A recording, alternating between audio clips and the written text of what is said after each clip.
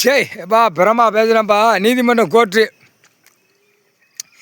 ஈஸ்வர மௌனுக்கே படிப்பு இல்லாமல் அவன் இந்த கேள்வி கேட்குறதுல அந்த எழுத்தில் அந்த டென்ஷன் வரும். என்னடா குண்டக்க மண்டக்க எழுதி வாசிக்கான் அப்படிங்கிற கணக்கு அவனுக்கு வரும். என்ன நேர்மையான கணக்கு உள்ளே போகலை. குறுக்க மறுக்க அந்த புல்லை பூரா விளாண்டானா பத்திரம் போட்டு குறுக்க மறுக்க ஓடிச்சா எப்படி குறுக்க மறுக்க கவர்மெண்ட் வேளாக்கிறவன் காவல்துறையிலேருந்து எல்லாம் குறுக்க மறுக்க ஓடி இருக்கா. இதே தான் எல்லா கணக்கு வழக்குலையும் கிரிமினல் சிவில் அடுத்து பலவிதமாக காசு வழக்கு கொடுத்தது எல்லாமே கூட்டு குடும்பத்துக்குள்ளே இவ்வளோ பிரச்சனை உள்ள கிடக்கு. அப்போ உழைச்சவன் நீதியை கேட்கான். இப்போ கைலாயத்தில் உழைச்சா அவன் தவப்பட்ட கேட்கான், நீதியை கேட்கான். அது அவன் நீதி கொடுக்கறதே கடவுளுக்கு பிள்ளைக்கு கொடுக்கறது நீதிமான் தான் கொடுக்கணும். வேறு யாராலும் கொடுக்க முடியாது. நீதிமான் சரியா? என்னப்பா அவனு ஈஸ்வர மௌனுக்கு நீதி கொடுக்கறது நீதிமான் தான் கொடுக்கணும். வேறு யாரும் கொடுக்க முடியாது.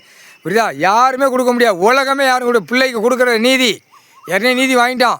இப்போ இந்த நீதி அநியாயப்பட்டு போகிற கணக்கு வெளியில் உலக நாடு ஓடிக்கிட்டு இருக்கு.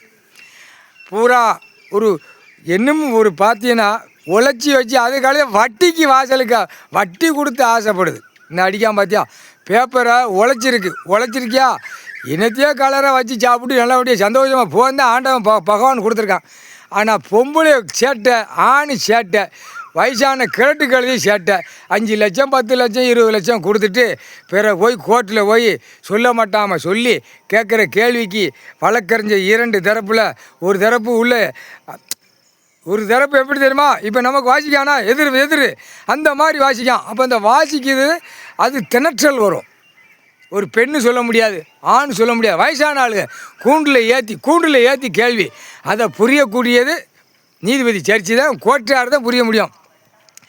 இவன் மேலே திருட்டு இருக்கா, இவன் மேலே கலாணித்தனம் இருக்கா, இவன் மேலே முல்லை மாதிரி இருக்கா, இவன் மேலே முல்லை முடிச்சு வைக்கிருக்காங்கிற கணக்கு பார்க்குறது நீதிபதியை சர்ச்சி தான் பார்க்க முடியும். ஆனால் இன்றைக்கி கணக்கு போட்டான். தப்பு கணக்கு எல்லாத்துலேயும் தப்பு கணக்கு தான் இருக்குது.